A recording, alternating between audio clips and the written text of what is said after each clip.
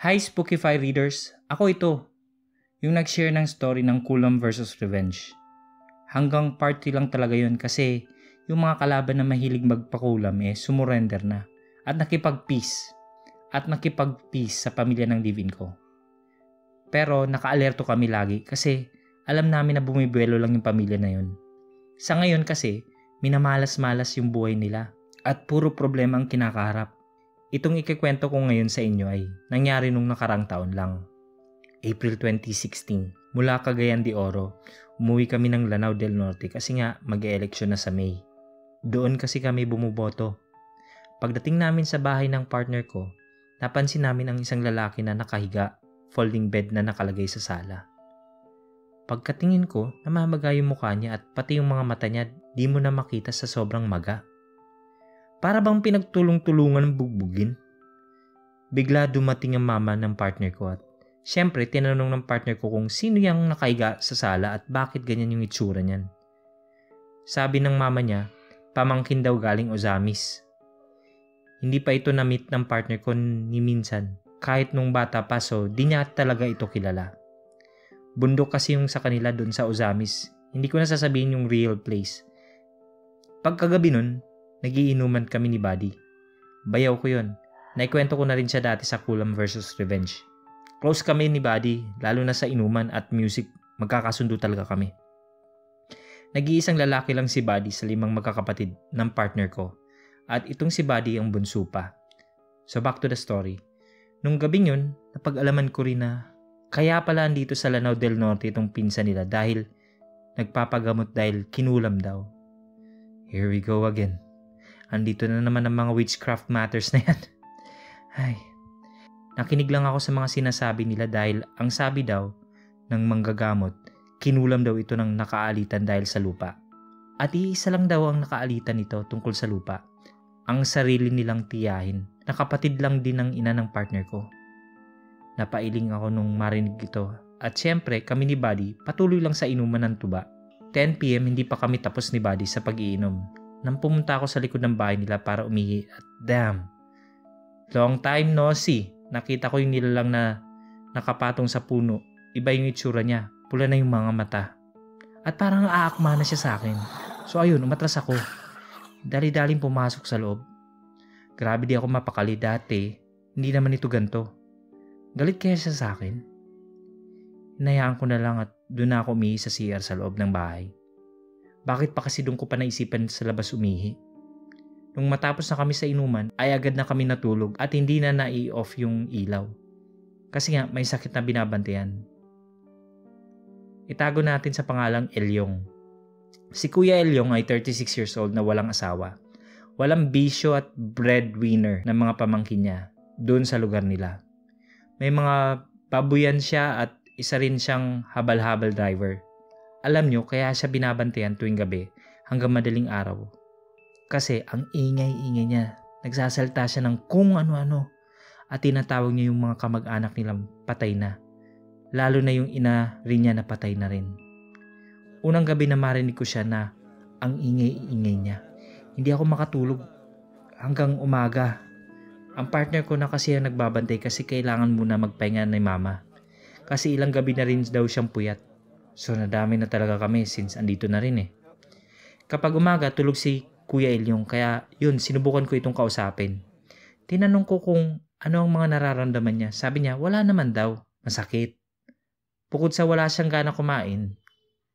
Tinanong ko rin kung ano yung mga sinasabi at tinatawag niya paggabi.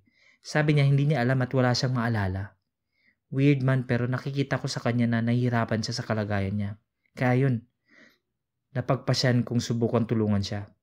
Nagpakuha na ako ng sanga ng tuba-toba. Halamang herbal yun. At yung sanga na kinuha ay kiniskis at kailangan pinuhin at kailangan ibalot sa daon ng saging. Lagyan ng asin, bawang, liniment oil. Ipapatong ito sa apoy o baga lang para hindi masusunog. Kailangan bantayan ito ng mga 30 minutes.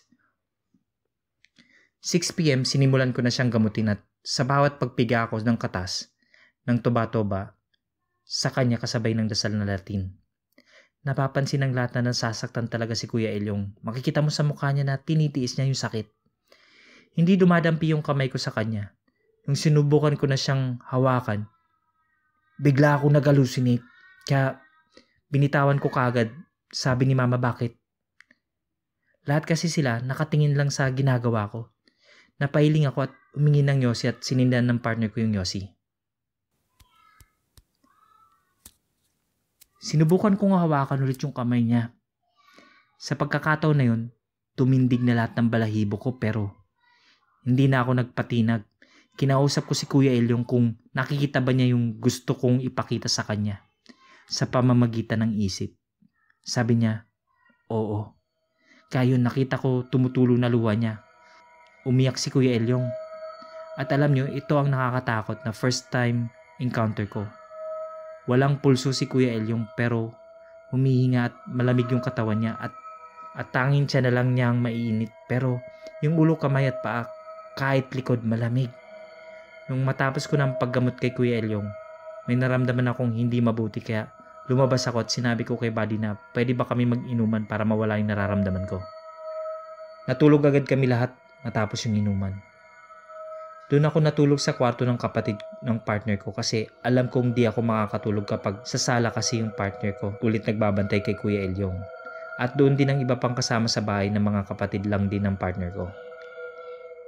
Nabigla ako nang biglang bumukas ang pinto ng kwarto at may matandang babae na pumasok at lumapit sa akin at biglang umilaw ng pula ang buong kwarto at nakita ko sa kanang kamay niya ang hawak niyang bungo ng tao.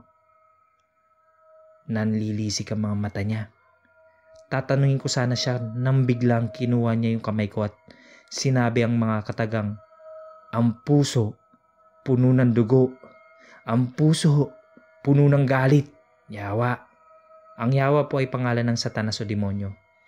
Nung sinabi niya sa akin ito, gusto ko nang kumawala sa pagkakahawak niya. Kaso maigpit at malakas ang matanda at nakikita ko unti-unti nagbabagong itsura niya.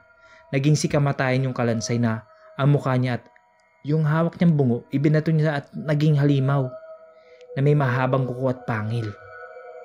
Sinabihan niya akong huwag daw akong makialam dahil hindi natuloy ang sinabi niya dahil nilabanan ko yun. Nang dasal na Latin at tuluyan niya akong nabitawan. Pero kahit nagising ako, ay nasa dimensyon pa rin niya yung paligid ko. Gising na ako pero yung boses ng mga halimaw niya, naririnig ko pa na kumakalos ko sa paligid. Kaya nagdasal ulit ako. Halos mawala na ako ng hininga nang makarecover ang katawan ko. Agad akong bumangon at kinuha ko ang cellphone para tingnan ang oras. 2 AM pa pala. Naririnig ko mula sa sala si Kuya Elyong na nagsisigaw na naman. At yung sinisigaw niya na may matanda daw na gustong kunin siya. At ipinapalayo niya ito. Agad ako lumabas ng kwarto at duman sa sala. Tiningnan ko lang siya kasi papunta ako nun sa kusina para kumuha ng tubig. Nararamdaman ko yung presensya ng matandang babae na naging sikamatayan na nasa paligid lang.